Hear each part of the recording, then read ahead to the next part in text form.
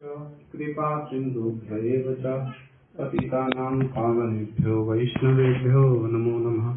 जय रूप सनातन भट्ट रघुनाथ श्री जीव गोपाल भट्ट दास रघुनाथ।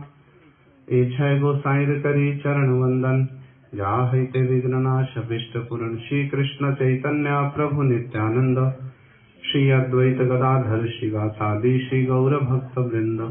हरे कृष्णा कृष्णा कृष्णा हरे हरे, हरे राम राम राम हरे हरे। मैं सर्वप्रथम अपने परम आराध्यतम गुरुपाद पद्म जगत गुरु नित्य लीला पुरुष ओम विष्णुपाद अष्टोदश श्रीमद शिल भक्ति वेदांत नारायण गोस्वामी महाराज जी के श्री चरण कमलों में अनंत कोटि दंडक प्रणाम ज्ञापन करता हूँ। तदनंतर नित्य लीला पुरुष ओम विष्णुपाद अष्टोदश श्रीमद शिल भक्ति विज्ञान भारती गोस्वामी महाराज जी के श्री चरण कमलों में मेरा अनंत कोटि दंडक प्रणाम। नित्य लीला पुरुष ओम विष्णुपाद अष्टोदश श्रीमद शिल भक्ति वेदांत त्रिविक्रम गोस्वामी महाराज एवं नित्य लीला पुरुष ओम विष्णुपाद अष्टोदश श्रीमद शिल भक्ति वेदांत वामन गोस्वामी महाराज जी के श्री चरण कमलों में मेरा अनंत कोटि दंडक प्रणाम। समस्त रूपानु गुरु परंपरा सपास सबरी शिल प्रभुपाद भक्ति सिद्धांत सरस्वती गोस्वामी ठाकुर जय युक्त हूँ। सपास सपरिकर श्री गौर नित्यानंद प्रभु श्री राधा माधव जय युक्त हो। तदनंतर पूज्यपाद माधव प्रिय प्रभु अन्य ब्रह्मचारी वृंद वैष्णव वैष्णवी श्री महाराज जी की शुभ आविर्भाव तिथि में समागत श्रद्धालु मंडली सबके चरणों में मेरा जथा योग्य दंडवत प्रणाम। हरे कृष्णा।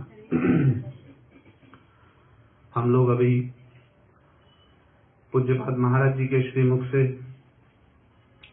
गौड़िया मठ की हरि कथा सुन रहे थे। जब हरि कथा सुन रहे थे तो ऐसा लग रहा था कि प्रभुपाद जी के शब्दों की पुनरावृत्ति हो रही है।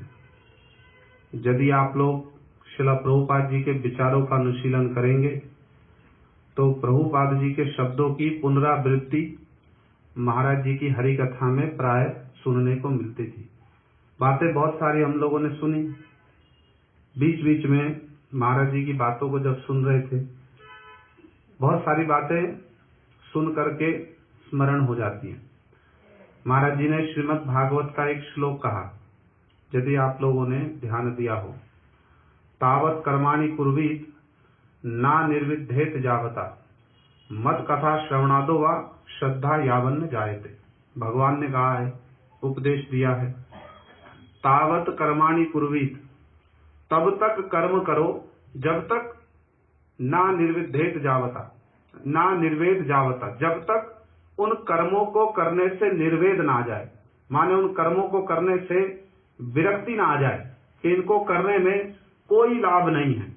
किंतु ये विरक्ति आती है, हैं? ये विरक्ति आती है हमारी। क्यों नहीं आती है विरक्ति? क्यों नहीं आती है विरक्ति? इसके बीच में तो एक छोटा सा कुछ रह गया है ना, फिलिंग द ब्लैंक्स है। भागवत कहती है, भगवान का उपदेश है, तावत कर्माणि कुर्वीत, जब तक कर्म करो तब तक कर्म करो, जब तक कर्म करने से वैराग्य ना हो जाए। वैराग्य उत्पन्न कैसे होगा? प्रश्न तो यही है ना। कर्म तो कर रहे हैं किंतु उससे निर्वेद उत्पन्न नहीं हो रहा है। निर्वेद आएगा कैसे? निर्वेद आएगा कैसे? निर्वेद आएगा ऐसी हरि कथा को श्रवण करने से।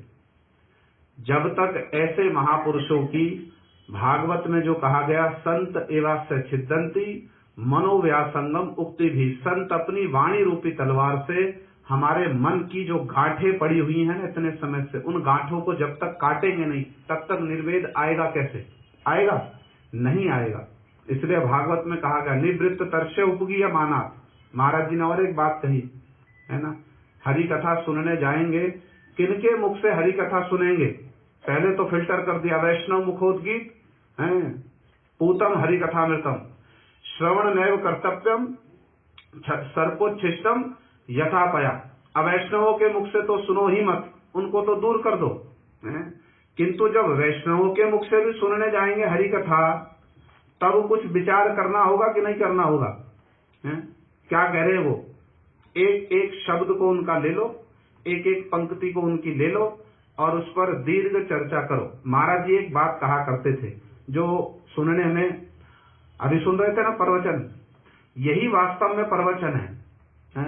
यही वो वचन है जो वास्तव में जो सच्चे साधक है ना, जिनके जो अपने साधना को करके कुछ पारमार्थिक जीवन में उन्नति लाभ करना चाहते हैं, उनके विषय में है ये हरि कथा। श्रील प्रभुपाद जी कहा करते थे, हमारी बात सुनने के लिए आपको समय देना पड़ेगा, हमारी बात सुनने के लिए आपको समय देना पड़ेगा। जब आप समय देंगे, बैठ करके सुनेंगे, तब सुनने से अंतर विप्लव आरंभ होगा। अंतर विप्लव समझते तो उथल पुथल मच जाएगी जीवन में। अब तक मैं जिसको धर्म समझ रहा था, अब तक जिसको मनुष्य जीवन का उद्देश्य समझ रहा था, उसको तो बिल्कुल हीन बतला दिया इन्होंने। श्रील प्रभुपाद जी स्वयं अपनी आत्मकथा के माध्यम से हम जगत जीवों को शिक्षा देते हैं। वो कहते, जब मैं अपने गुरुपाद पद्म श्री गौर किशोरदास बाबा जी महाराज के निकट में गया, प्रभुपाद जी क्या थे, आभिजात्य संपन्न, श्रीमद भक्तिविनोद ठाकुर जी के पुत्र, राजकुमार जैसे, मजिस्ट्रेट के पुत्र, इतने धुरंधर विद्वान हैं जिनके लिए संस्कृत कॉलेज में चेयर ही खाली है सब समय, बड़े बड़े ज्योतिषाचार्य जिनके निकट नतमस्तक हो जाते, इतने धुरंधर विद्वान बाबा जी महाराज के निकट में गए और उनसे प्रार्थना की, हमको आप अपना चरणाश्रय दे दीजिए। बाबा जी महाराज जी ने क्या उत्तर दिया? सबसे पहला उत्तर दिया, मैंने एक शिष्य किया था, वो छोड़कर चला गया और शिष्य नहीं करूंगा। श्रील प्रभुपाद जी अपनी भाषा में बतलाया करते थे। यदि उनके प्रवचनों को पढ़े, उनके लेखों को पढ़े, तो श्रील प्रभुपाद जी कहते, प्रथम बार जीवन में मुझको धक्का लगा, प्रथम बार जीवन में मुझको धक्का लगा। अरे ऐसे कैसे महापुरुष हैं जिनको किसी वस्तु की कोई अपेक्षा ही नहीं है, इतने अभिजात्य संपन्न, इतने विद्वान, इतने धर्म धुरंधर, ऐसे व्यक्ति को भी जो ये उत्तर दे सकते हैं कि मैंने एक शिष्य किया था, वो छोड़ करके चला गया, मेरी और कोई शिष्य करने की इच्छा नहीं, मैं शिष्य नहीं करूंगा। श्रील प्रभुपाद जी कहते, उस दिन अंतर विप्लव आरंभ हुआ। जगत का जितना पांडित्य है, जितनी विद्या है, सब कुछ क्या है, इनके सामने थुतकार की वस्तु है, थुतकार की वस्तु। कैसे हो गया ये? जब तक किसी ऐसे महापुरुष का संग प्राप्त ना हो, जब तक उनकी वाणी जो है वो कानों के माध्यम से हृदय में ना प्रवेश करे, कैसे आएगा निर्वेद? आएगा निर्वेद? जिनको स्वयं निर्वेद नहीं आया, उनके मुख से सुनने से निर्वेद आएगा? नहीं आएगा। बाबा जी महाराज ने, गुरु महाराज जी कहा करते थे, श्रील गौर किशोरदास बाबा जी महाराज ने ये बतलाओ प्रभुपाद जी को क्या उपदेश सुनाया था? सुनाया, जब प्रथम बार प्रभुपाद जी ने उनका दर्शन किया, क्या उपदेश सुनाया था उनको? केवल उनके चरित्र को, केवल उनके भजन आदर्श को देख करके इतने आकृष्ट हो गए हैं, किंतु जो वास्तव में सच्चे साधक हैं, गुरु महाराज जी कथा सुनी आज आप लोगों ने? कितने लोगों ने सुनी गुरु जी कथा? सुनी? एक हाथ उठा है, एक हाथ को संकोच से नहीं उठा रहे होंगे। सुना उनके शब्दों को? कितनी भावभीनी पुष्पांजलि दे रहे थे पूज्यपाद महाराज जी को, कितनी भावभीनी पुष्पांजलि। कथा बोलते बोलते जिस वर्ष पूज्यपाद महाराज जी अप्रकट हुए 2002 में, बरसाना में जब गुरु महाराज जी को यह संवाद मिला तो उन्होंने हरि कथा कही। उस हरि कथा को सुनिए, उस हरि कथा को सुनकर उनकी जो टोन है, उनका जो भाव है, उसको थोड़ा सा अपने हृदय में एक रेखापात हो जाए, हमारे हृदय में एक रेखापात हो जाए, थोड़ा सा उसको उस भावना के साथ सुनकर समझकर धारण करने की चेष्टा कीजिए। हम सभी, मैं भी, केवल नहीं कि मैं ऊपर बैठ गया तो बस आपको ही धारण करना, हमको नहीं करना, कहने वाले का तो सबसे अधिक दायित्व है। उस भाव को समझिए, कितना गंभीर होकर वो पूज्यपाद महाराज जी को स्मरण कर रहे। उनका गला रुंध गया, सुना आप लोगों ने? गला रुंध गया उनका, बोलते बोलते कितने गंभीर स्वर में उन्होंने पूज्यपाद त्रिविक्रम महाराज की जय कैसे स्मरण किया उन्होंने। वो जो उनकी भावना छुपी हुई है ना, उस भावना के भीतर में, उस भाव के भीतर में बहुत कुछ छुपा हुआ है, लक्ष्य करने वाला बहुत कुछ छुपा हुआ है। जहां से उन्होंने बात कहनी आरंभ की, उसको सुनिए क्या कह रहे हैं वो। राय रामानंद जी श्रीमन महाप्रभु जी की बातों को स्मरण कर रहे हैं गुरु जी हैं। दुख मध्य कौन दुख होय गुरुतर। महाप्रभु ने राय रामानंद जी से पूछा, भाई ये बतलाओ सब प्रकार के दुखों में कौन सा दुख गुरुतर है? राय जी ने क्या कहा? भक्त विरह बिना दुख नाही देखी पर। प्रभु, भक्तों के विरह में जो दुख, जो पीड़ा होती है ना, उससे गहरा दुख और कोई नहीं है। यहाँ से गुरु जी ने अपनी बात को आरंभ किया। 5-10 मिनट की कथा है, उसको सुनिए और उनके भाव को थोड़ा सा स्पर्श करने की चेष्टा यदि हम लोग करें तो थोड़ा सा समझ पाएंगे महापुरुष की क्या महिमा है। बातें सुनने में तो उनकी बड़ी हैवी लगती हैं, लग रही है ना, ऐसा लगता है जैसे ठीक हृदय की वृत्ति पर प्रहार कर रही हूँ। किंतु महाराज जी एक बात कहा करते थे। गुरु महाराज जी थे उनका एक विचार था। महाराज जी थे, उनका एक विचार था। महाराज जी सब समय बड़ा भोगवाद का खंडन किया करते थे, बड़ा भोगवाद का खंडन।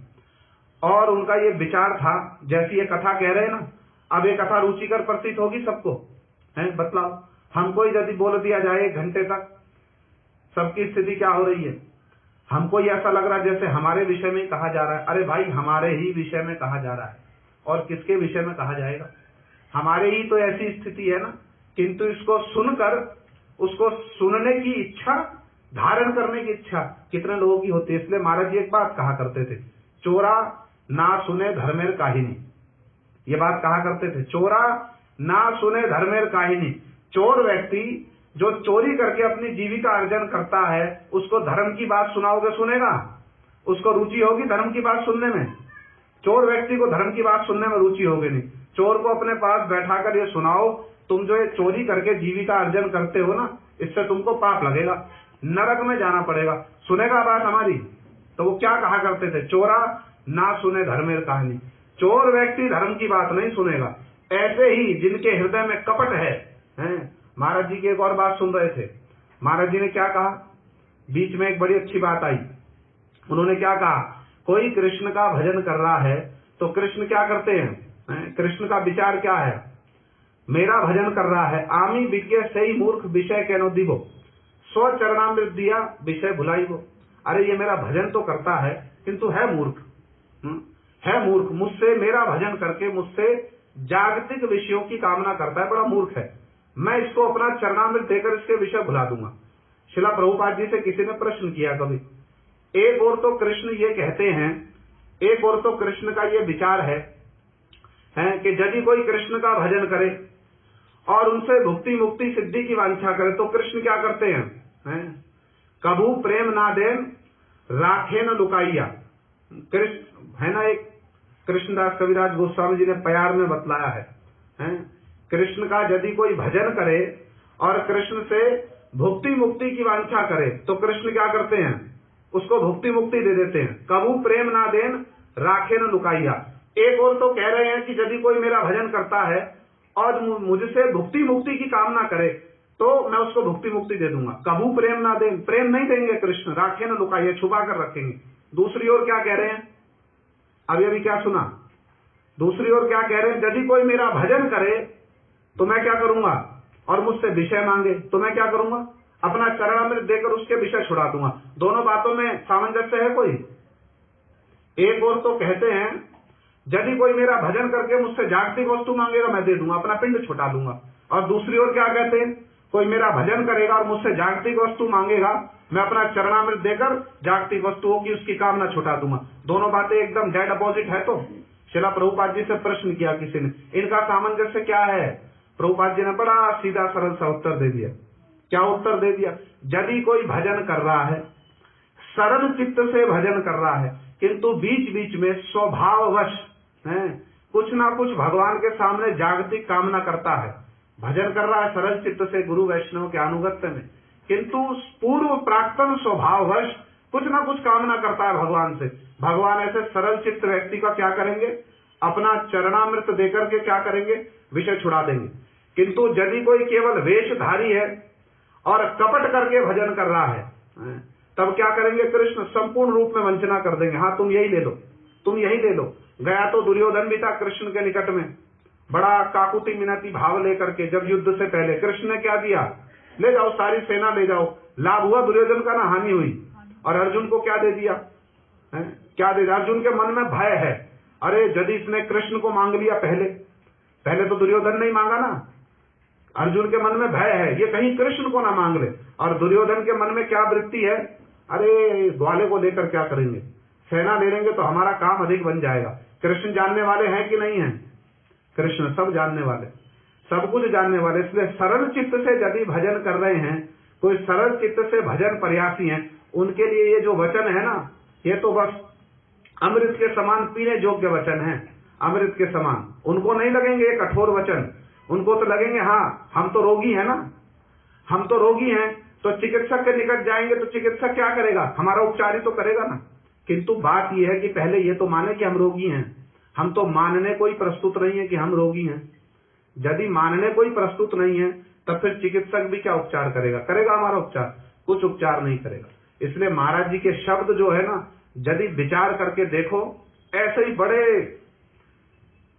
क्या कहेंगे, गुरुत्वपूर्ण और बड़े भारी, जिनको सुनना और धारण करना बड़ा कठिन होता था, ऐसी कथा कहा करते थे महाराज जी। अब तो समय बहुत संक्षिप्त होता है ना, तो किस प्रसंग को छेड़े हैं। जब महाराज जी ऐसी कथा कहा करते थे, गुरु महाराज जी थे बड़े दयालु, महाराज जी भी दयालु ही हैं, यही उनकी दया का परिचय है। दोनों की जो दया है ना, उसमें कोई भेद नहीं है। यदि बहुत विशेष रूप से देखोगे ना, श्रील प्रभुपाद जी ने बड़ी सुंदर एक बात बतलाई।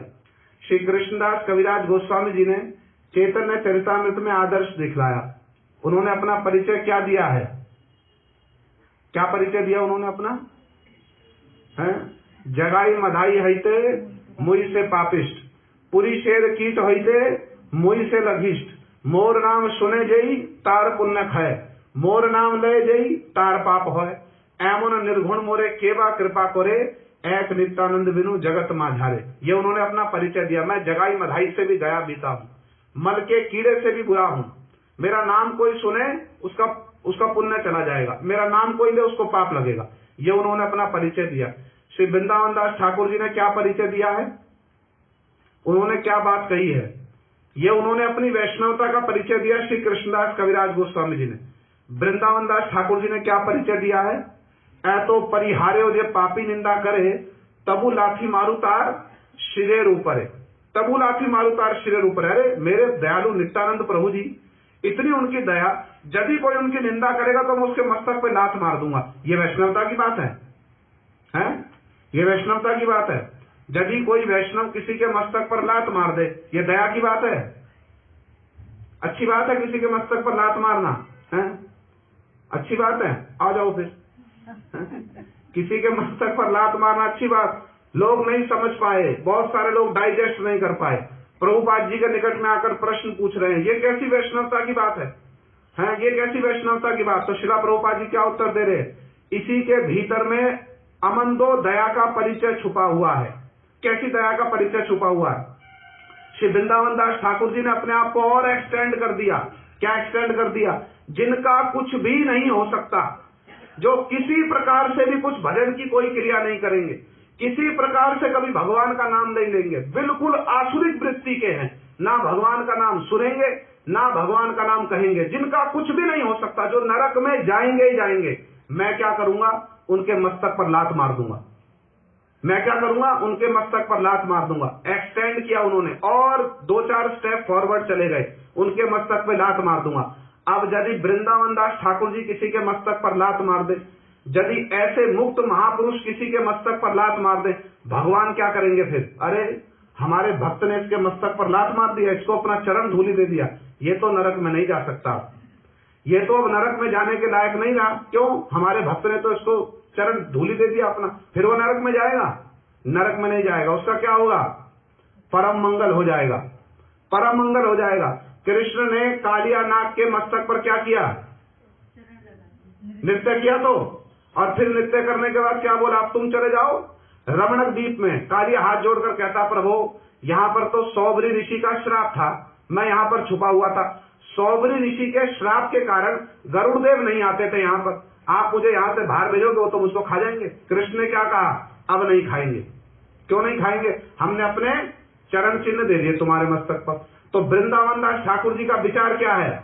उनकी दया की क्या सीमा है? उन्होंने मस्तक पर लात मार दी। जो व्यक्ति नरक में जा रहा है उसके मस्तक पर लात मार दी। जब मस्तक पर लात मार दी तो कृष्ण क्या देखेंगे? अरे हमारे भक्त ने तो लात मार दिया, चरण धूलि दे दिया है, फिर जाने देंगे? फिर वो नरक में जाने योग्य रहा? भक्त ने स्टैंप लगा दिया, अपना लात मारकर मस्तक पर स्टैंप लगा दिया, नरक में जाएगा? साधारण लोग समझेंगे इसके भीतर में कितनी गंभीर दया छुपी हुई है? समझ में आएगी बात?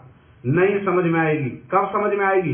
जब ऐसे महापुरुषों का संग करेंगे, तब समझ में आएगी। तो जो ये उनके बड़े कड़वे शब्द लग रहे हैं ना, इसके भीतर में जो उनकी दया छुपी हुई है, बड़ी गंभीर सुगंभीर दया की बात छुपी है, वो तब तक समझ में नहीं आएगी जब तक अनुगत होकर के, शरणागत होकर के, निष्कपट चित्त से प्रयास नहीं करेंगे उनका संग करने का, तब तक दया की बात समझ में नहीं आएगी। नहीं तो वृंदावन दास ठाकुर जी पर लोग प्रश्न उठा देते हैं, ये कैसे वैष्णव हो गए। हमने तो सुना था प्रभुपाद जी के निकट में आकर कहते वैष्णव तो बड़े दीनहीन होते हैं, वैष्णव के मस्तक पर तो प्रहार करो, वैष्णव कुछ भी नहीं बोलेंगे, ये कैसे वैष्णव है, ये तो दूसरे के मस्तक पर प्रहार कर रहे हैं। किंतु मस्तक पर प्रहार करने के पीछे जो दया की बात छुपी हुई है वो समझ में आएगी?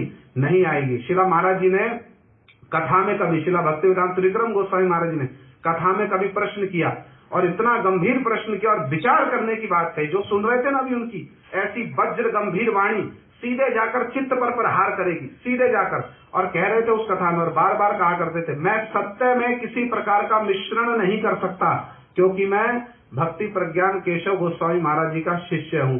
सत्य के एकदम ऐसे निरपेक्ष और निर्भीक वक्ता, किसी भी प्रकार की आशा से संपूर्ण रूप में रहित, जिनको कोई आशा नहीं है किसी से, उनके मुख से ही ऐसे सत्य वचन निकल सकते हैं। इन वचनों में उनके जो सुनने में हमको ऐसे लगते हैं बिल्कुल वज्र गंभीर, उनके इन वचनों में भी उनकी गंभीर दया की बात छुपी हुई है। उन्होंने कथा में ऐसे ही ब्रजमंडल की परिक्रमा में कथा सुना रहे थे और लोग सुन करके विरक्त हो रहे हैं।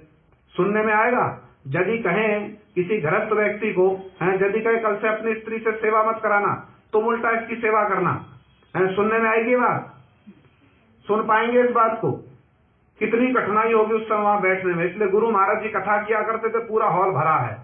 किसी कारण से गुरु जी उठकर चले गए, सब साथ साथ चले गए। और महाराज जी क्या कहा करते थे? All the gopis are left, गोपी भाव चाहिए, मंजरी बनेंगे हम, ऐसे ही कहा करते थे, मंजरी बनेंगे हम, गोबर उठाना आता नहीं है, बनेंगे मंजरी, बन जाएंगे ऐसे ही मंजरी। तो सब समय ऐसा कथोपकथन चलता था। गुरु महाराज जी का विचार था, गुरु महाराज जी बड़े प्रीति पूर्वक लोगों को लेकर के आते थे और गुरु जी के साथ में उनका बड़ा प्रेम कलह चलता था। दोनों एक दूसरे के विचारों की पुष्टि करने वाले, बहुत सुंदर रूप में पुष्टि करने वाले। यदि गंभीरता से उसमें प्रवेश करके देखो तो गुरु महाराज जी क्या कहा करते थे?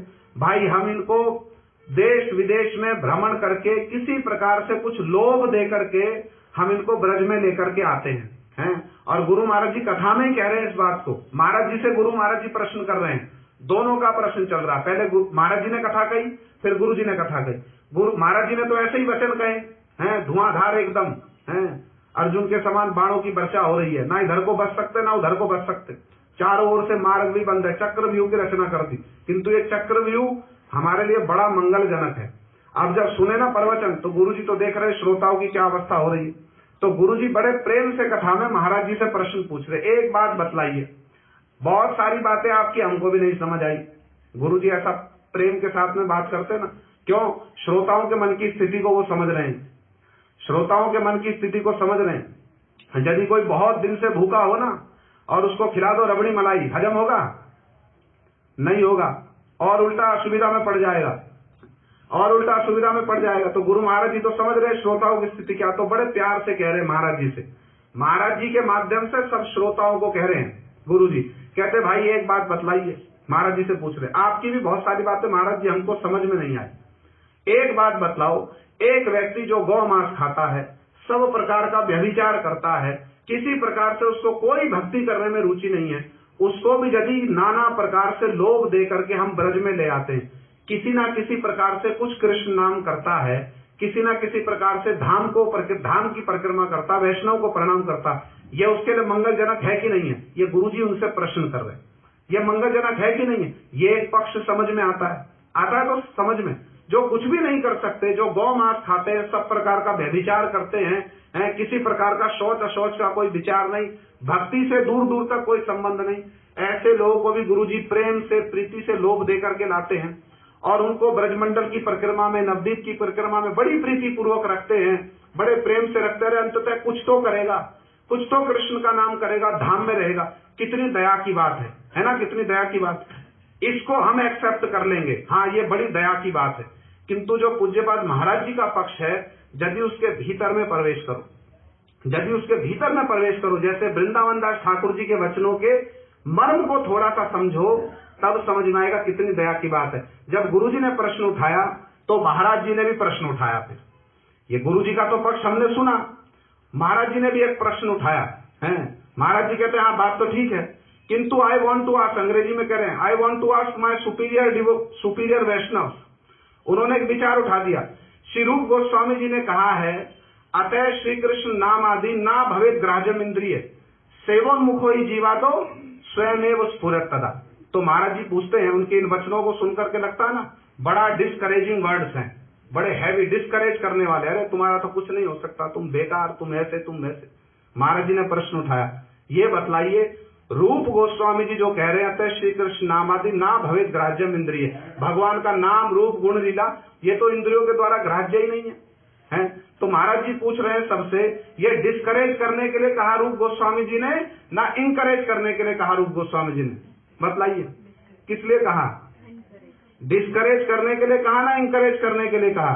तो महाराज जी भी विचार उठा रहे हैं, ये वास्तव में डिस्करेज करने के लिए नहीं कहा, एनकरेज करने के लिए कहा, और उत्साह देकर के हमारे साधन में भजन में कहाँ गड़बड़ी है, हमारे साधन में भजन में कहाँ गड़बड़ी है, उसको सुनेंगे वैष्णवों के निकट बैठकर, उसको जानने की चेष्टा करेंगे और उसको दूर करने की चेष्टा करेंगे। तो महाराज जी कह रहे हैं श्री रूप गोस्वामी जी के वचन वास्तव में डिस्करेज करने के लिए नहीं है, एनकरेज करने के लिए है, उत्साह देने के लिए। हमको, तुमको यदि वो वस्तु चाहिए, तुमको यदि इतनी उन्नत वस्तु चाहिए, रूपानुग होना है, वो ब्रज की भक्ति प्राप्त करनी है, तो तुमको क्या करना पड़ेगा?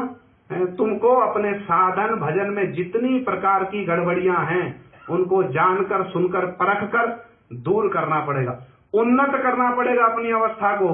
यदि इतनी उन्नत वस्तु प्राप्त करना चाहते हो तो अपनी अवस्था को उन्नत करना पड़ेगा। इसलिए महाराज जी के इन शब्दों के पीछे महाराज जी की बड़ी गंभीर दया छुपी हुई है। उन्होंने तो विष का प्याला पी लिया, जैसे कैकेयी मैया ने राम जी की सेवा के लिए विष का प्याला पिया ना। ये मंदिर में भीतर प्रवेश करो, दिखाया ना प्रभुपाद जी का एक उपदेश, सत्य कथा कहने से लोकप्रियता जनप्रियता अर्जित नहीं की जाएगी, की जाएगी। ऐसे प्रवचन यदि रोज होने लगे, बैठकर सुना जाएगा, किंतु कह रहे हैं सामने सामने भी उनको कहा जा रहा है, किंतु फिर भी क्या कह रहे हैं, उनको जो the truth must be told, जो वास्तव सत्य है उसका परिवेशन सदा करना ही चाहिए।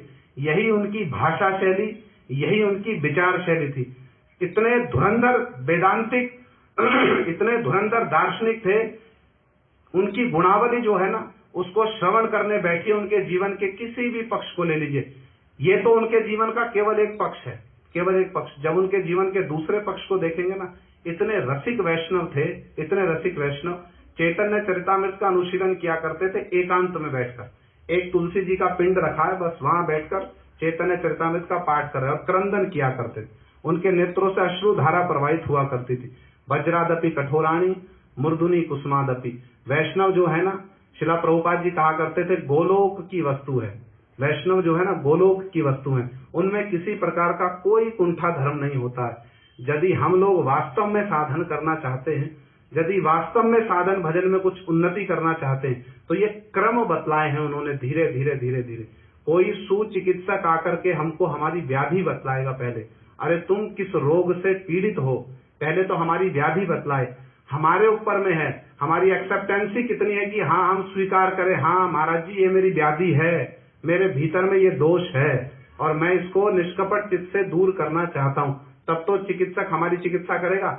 यदि ढक करके चले जाएंगे तो क्या होगा? इसलिए परीक्षा किया करते थे बहुत समय, यदि कोई उनके निकट में सेवक रहता था ना, परीक्षा किया करते थे। रसगुल्ले की हांडी आई है, बड़े प्रीतिपूर्वक बुलाएंगे, अरे खाओ खाओ, 1 खाओ 2 खाओ 10 खाओ, परीक्षा किया करते थे। ऐसे ही वैष्णव लोग परीक्षा करते हैं। हमने प्रभुपाद जी और उनके गणों के विषय में सुना, तो महाराज जी की असंख्य गुणावली है। समय बहुत हो गया है, अभी प्रभु जी भी कुछ कहेंगे, आज यहीं तक रहे बस उनके श्री चरणों में। इसी भाव से जो कुछ कहा, जो कुछ सुना, महाराज जी कहा करते थे वैष्णव की तिथि उपस्थित होती है तो हमको पवित्र होने का अवसर प्राप्त होता है। वैष्णव की महिमा कह के, वैष्णव की महिमा सुन के हम लोग पवित्रता लाभ करते हैं। इसी आशा से थोड़ा सा कुछ महाराज जी के श्री चरणों में पुष्पांजलि स्वरूप, वाणी पुष्पांजलि स्वरूप जो 2-4 शब्द कहें, वो अपने गुणों से हमारे प्रति संतुष्ट हों और हम पर अमामाय कृपा करें, हम उनके भजन आदर्श रूपी संपत्ति का एक आध कण अपने जीवन में धारण कर सकें। गौर प्रेमानंदे हरि हरि।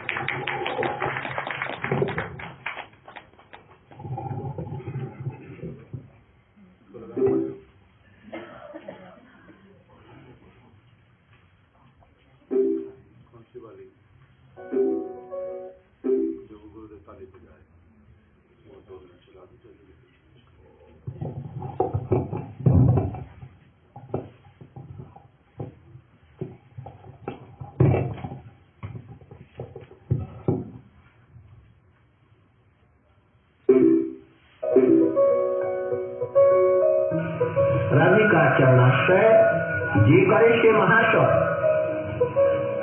सारे मुई जाए बलि है। Krishna is telling from the mouth of Narottam Thakur. Actually Krishna is telling here. Radhika चरणाश्रय जे करे से महाशय। Who is महाशय? Who is महाशय? कौन महाशय है? वो एक महाशय तो वो है नंद बाबा। वो क्या है श्लोक? नंदा की मकरो ब्रह्मण श्रेयो महोदयम महोदयम नारे महोदयम अंतरी तो महोदय इसी में है। तो जो कृष्ण का चरण आश्रय करता है वो तो महोदय ही है, किंतु उससे यहाँ पर ये भी कह रहे हैं राधिका चरणाश्रय जे करे से महाशय तारे में जाऊ बलिहारी। जय जय राधा नाम वृंदावन चार धाम। जय जय राधा नाम। कृष्ण is saying that जय जय राधा नाम। ये राधा नाम जय युक्त हो, जय युक्त हो।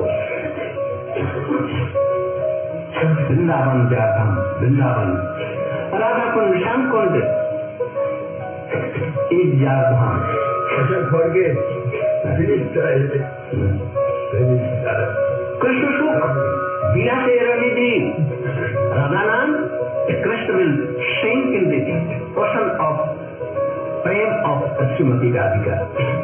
So Radha Nam is topmost. Krishna सुख बिला तेरे निधि। जवाब हम भूल जाएंगे। अब डरिए मत, अब भीष्म पितामह जी जैसा सो जाइए।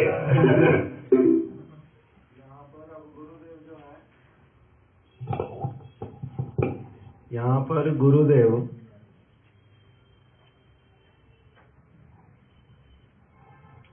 गुरुदेव जो हैं यहाँ पर राधा रानी की महिमा को बतला रहे हैं। उससे पहले श्रील त्रिविक्रम महाराज जी ने कृष्ण की महिमा को बताया है। दोनों एक साथ में बैठे हुए हैं। श्रील त्रिविक्रम महाराज जी ने कृष्ण की महिमा को बतलाया बहुत अधिक। वो पर पुरुष हैं, वो शक्तिमान हैं। राधा जी उनके चरणों की सेवा करती हैं। इस प्रकार का सारा कृष्ण का तत्व बतलाया है और कह रहे हैं कि राधा जी को कृष्ण की सेवा करनी पड़ती है। इस प्रकार से कृष्ण का पक्ष लिया श्रील त्रिविक्रम महाराज जी ने और फिर गुरुदेव अभी जो है वो कथा बता रहे हैं राधा रानी की, राधा रानी का पक्ष लेकर के कि राधा जी का चरण आश्रय जो करता है वही व्यक्ति महाशय है। राधा जी के धाम में, वृंदावन में, राधा कुंड में जो वास करता है उनकी शरण लेता है। कृष्ण भी उस व्यक्ति का भजन करते हैं, सेवा करते हैं। इस प्रकार की बात गुरुदेव जब बतला रहे हैं तो त्रिविक्रम महाराज जी बीच में माइक मांग रहे हैं कि मेरे को पहले दे दो, मैंने कुछ और कहना है, मैं भूल जाऊंगा। तो गुरुदेव कह रहे हैं कि नहीं नहीं, अभी आप भीष्म पितामह की तरह चुपचाप सो जाओ शरशैया पे, अभी और बोलना नहीं आपने। तो इसी बात को 1 मिनट में थोड़ा सा दिखला रहे हैं कि किस प्रकार का उनके बीच में जो एक निर्मल जो संबंध उसका यहाँ पर थोड़ा सा छाप मिलता है।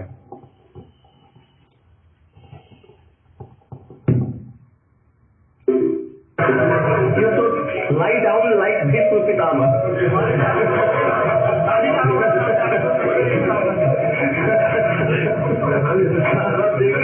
अभी नहीं कल देंगे, भूल जाएंगे। अरे यदि कल्याण चाहते हैं तो राधा राधा नाम करिए। जिसको आपके आराध्य कृष्ण भी राधा राधा नाम करते करते भूल जाते हैं। अब मैंने पहले ही कह दिया था कि अभी 1 मिनट चुप रहिए। राधा राधा राधे राधा ये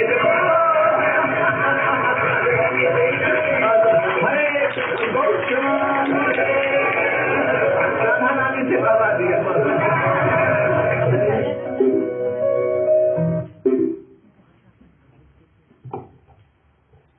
अंत में इसी बात पे फिर गुरुदेव जब त्रिविक्रम महाराज जी बार बार माइक मांग रहे हैं कि मैं भूल जाऊंगा, और गुरुदेव कह रहे हैं कि देखो भाई, अगर अपना सचमुच में क्या बोला गुरुदेव ने, अगर अपना कल्याण चाहते हो तो क्या करो, राधा राधा नाम बोलो, राधा राधा नाम बोलो।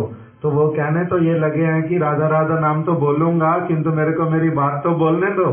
तो गुरुदेव ने जैसे उन्होंने बोला राधा राधा तो बोलूंगा, उसी समय ताली बजा दी कि देखो राधा राधा इनके मुख से मैंने कहलवा दिया, राधा राधा इनके मुख से कहलवा दिया। इस प्रकार से कह करके गौर प्रेमानंद करके कथा को समाप्त किया। तो अभी ऐसी वाली, ये तो हमने 1 मिनट की वीडियो अभी देखी है।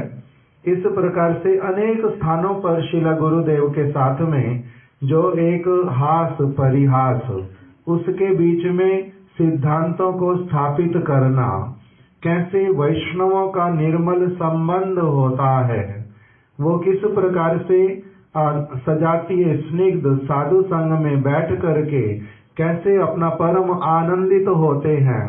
कोई चिंता नहीं होती उनको कि मैं क्या कह दूंगा और इनको कैसा लगेगा, ये मेरे से बड़े हैं या ये मेरे से छोटे हैं।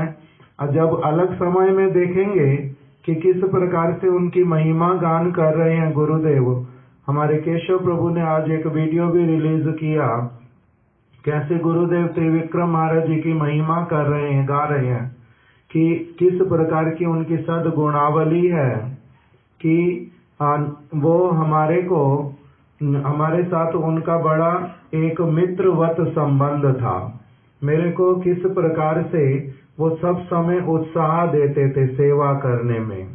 कैसे वो जब गुरु महाराज जी के सामने मेरा ऐसा कोई सेवा कार्य जो मैंने देरी कर दिया या फिर मैं करना भूल गया कोई चीज, कैसे वो गुरु महाराज जी से मेरी रक्षा करते थे और गुरु महाराज जी को कह देते थे आज आप कथा ही करो, आज ऐसा करो वैसा करो। तो अपने संबंध जब गुरुदेव उनके साथ में वर्णन करते हैं कि कैसे हम लोग एक एक विषय को लेकर के तर्क वितर्क करते थे, किस प्रकार से हमारे गुरु महाराज जी हमारी साइड ले लेते थे सब समय, और कैसे हम लोग एक साथ में गुरु पाद पद्म की सेवा करते थे, दायित्व पूर्ण सेवा करते थे। उन्होंने अपने आप से बहुत सारे दायित्वों को शिला त्रिविक्रम महाराज जी ने अपनी आप दायित्व लेकर के, गुरु महाराज जी ने उनको दिए नहीं थे बहुत सारे दायित्व, किंतु बर्डन ऑफ लव, प्रेम के कारण अपनी आप से वो बहुत सारे सेवा के दायित्व को ग्रहण कर लेते थे।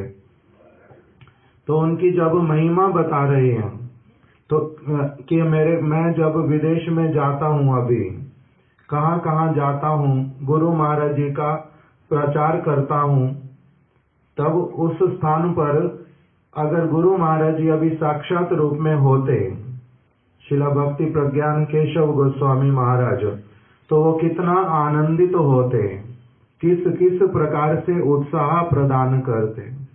तो कह रहे हैं ऐसे तो गुरु महाराज जी हैं, भले इस जगत से चले गए दिखलाई दे रहा है, किंतु गुरु महाराज जी हैं, सब कुछ देखते हैं, ये तो मुझे विश्वास है। किंतु तब भी बाहरी रूप में कह रहे मैं त्रिविक्रम महाराज जी को, शिला वामन गोस्वामी महाराज जी को पत्र लिख करके भेजता हूँ अपने प्रचार के विषय में, ग्रंथों के विषय में। तो शिला त्रिविक्रम महाराज जी जो हैं, शिला वामन गोस्वामी महाराज जी तो कुछ कुछ व्यस्त रहते हैं और आचार्य हैं, गंभीर मुद्रा धारण करते हैं, बहुत बार वो जवाब नहीं दे पाते, किंतु त्रिविक्रम महाराज जी गुरु महाराज जी की भांति होकर के बड़ा उत्साह प्रदान करते हैं, आनंदित होते हैं और सेवा के लिए और अधिक से अधिक आप ऐसे सेवाएं करो उस प्रकार का हमारे लिए कामना करते हैं। इस प्रकार के जो उन वैष्णवों के संबंध और इस प्रकार से जैसे निश्चल हंसी, कैसे आनंद के साथ में बैठना, ऐसे वाले जो हृदय से हृदय के जो संबंध, ऐसे वाले वैष्णवों के साथ किसी दिन हमारे हो जाएं। ऐसे वाले वैष्णव हमें मिले वास्तविक रूप में, जो निर्मत्सर हों और हम लोग भी उसी प्रकार के बन जाएं। वैसे वाला एक जो वैष्णव संगीते मन आनंदित अनुक्षण, जो सब समय आनंदित होता है हृदय वैष्णवों के संग में, वैसे वाला हम लोगों का सौभाग्य कभी उत्पन्न हो। इस प्रकार का जो एटीट्यूड, ऐसी जो एक भावनाएं वो उत्पन्न हो, यही उनके श्री चरण कमलों में आज हमारी प्रार्थना है। यही कह करके मैं उन कथा को विराम देता हूँ। समय हो गया हमारा आज। उनके उपदेश बहुत प्रकार के, उनका बड़ा निर्मल चरित्र, सेवा वाला चरित्र, सारा जीवन सेवा करते करते व्यतीत कर दिया और बाहरी शो ऑफ किसी भी चीज में नहीं, किसी भी तरह का शो ऑफ नहीं। और जब कथा कीर्तन करेंगे बहुत गूढ़ गूढ़ विचार, और जब साथ में बैठेंगे ऐसे प्रतीत होगा किसी एक जो बालक के साथ में बैठ करके वार्तालाप कर रहे हैं, उस प्रकार का उनका व्यवहार। वो बोलते थे कि देखो टंकी भरते हैं ना, पानी की टंकी जब भरते हैं तो उसमें एक तरफ से तो मोटर चला करके पानी उसमें भरा जाता, ऊपर जाएगा, और साथ ही साथ में क्या किया जाता है, नीचे वाले टैप जो है उनको बंद रखा जाता है जिससे कि पानी भरे। अगर सारे नीचे से टैप खोल करके रखोगे, दूसरी तरफ से मोटर भी चला करके रखोगे, तो टंकी भरेगी कभी? टंकी भरेगी नहीं, साथ साथ खाली होती जाएगी। तो इसी ये उदाहरण दे करके कहते थे, जे भगवान का भजन तो करते हो, हरि नाम करोगे, गुरु पदाश्रय किया और सारी भजन की क्रियाएं करते हो, किंतु कई ऐसी चीजें भी हैं जिनको क्या करना पड़ता है, अपने जीवन से हटाना पड़ता, उनको जीवन से बंद करना पड़ता। अगर दुसंग इत्यादि से दूर नहीं रहोगे तब फिर तुम्हारा जो सारा साधन भजन इत्यादि किया कराया, वो भी सारा साथ साथ में क्या होता जाएगा, नष्ट होता जाएगा। दूसरा कहते थे गुंडीचा मंदिर मार्जन, महाप्रभु ने करके दिखलाया स्वयं ही। वो एक दिन की क्रिया नहीं है, सब समय करने के लिए है, नित्य प्रति उसको करते हुए चलना पड़ेगा। फिर कहते थे कि देखो भगवान कृष्ण ने तो कहा है कि यदि कोई उनकी कथा श्रवण करेगा, इच्छा भी अगर करेगा, तो भगवान हृदय में जाके बैठ जाएंगे और हृदय को अपनी आप से साफ कर देंगे, चिंता नहीं करना पड़ेगा। किंतु क्या घर में अगर कोई बड़ा व्यक्ति हो, अगर गुरु सामने हो, वो झाड़ू उठाए लगाने के लिए, तो तुम गुरु को झाड़ू उठाने दोगे, उनको लगाने दोगे? अपनी आप पकड़ोगे नहीं हाथ में कि मेरे को दे दो, मैं सफाई करता हूँ। अपनी आप ही व्यक्ति करता है। तो इसीलिए अपनी आप से क्या करो, इसी प्रकार का चरित्र गठन करो जिससे कि भगवान को तुम्हारे लिए इस तरह का काम ना करना पड़े, भगवान को इस तरह के कामों में नहीं लगाना। वो तुम्हारे से बहुत बड़ी वस्तु, वो सेवा की वस्तु है, प्रेम की वस्तु है, उनसे अपने ये काम नहीं कराना। भले ही वो तो कर देंगे अपने गुणों में गुणी होके। भगवान कहते हैं अनन्य चिंतयन्तो माम, मैं तुम्हारे को जो चाहिए होगा सब ला करके दूंगा, किंतु तुम ऐसी वाली आशा करके भजन करना नहीं कि तुम्हारे को वो सारी चीजें ला करके दें। इस प्रकार से अलग अलग समय में बहुत सारी कथाएं सुनाते थे, समय समय पर हम उसको श्रवण करेंगे। आज उनकी शुभ आविर्भाव तिथि है। श्रील गुरुदेव के माध्यम से ही उनके साथ में हम लोगों का संबंध है। श्रील गुरुदेव ने उनके साथ श्रील वामन गोस्वामी महाराज जी के साथ में और अनेक वैष्णवों के साथ में जो संपर्क कराया, उन्हीं के माध्यम से ही हम लोग इन सारे वैष्णवों को थोड़ा बहुत सुनते हैं, समझते हैं, जानते हैं शिला गुरुदेव के, हम लोग शिला गुरुदेव के हैं, यही जान करके वो हमारे प्रति कृपा करें, यही उनके चरण कमलों में प्रार्थना है। शिला भक्ति वेदांत त्रिविक्रम गोस्वामी महाराज की जय।